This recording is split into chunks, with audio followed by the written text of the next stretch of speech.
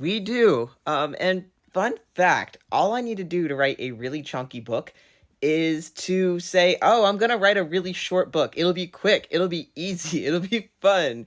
It was fun. It was not quick or easy.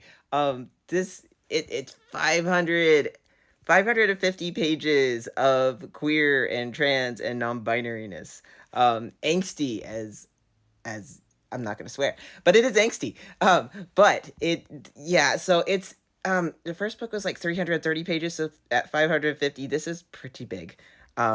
If you're a writer, it's close to 130,000 words. There's a lot going on here. So, but this was supposed to be a like 100-page novella. And I'm like, yeah, we're going to knock it out. It's going to be awesome. And then I dug in and the story kept building and it kept getting deeper. And I'm like, there's no way this is going to be short. Then I was aiming for a short novel. And then, yeah, we passed that pretty quickly too. And then I was aiming for a medium sized novel. And then I'm like, okay, no, we got a whole lot of ending to cover yet. Long story long, it's a long book. But this is book 2 in the Kingsweaver series, which this is the first book and not as chunky, but still like a little chunkier than a lot of romance books, but kind of square in the middle of romantasy. This is a bi king times gender fluid princess fantasy romance.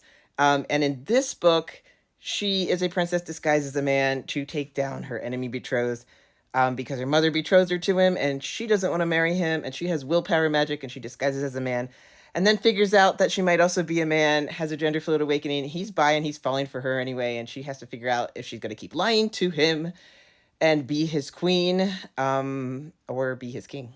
So that is The King's Weaver.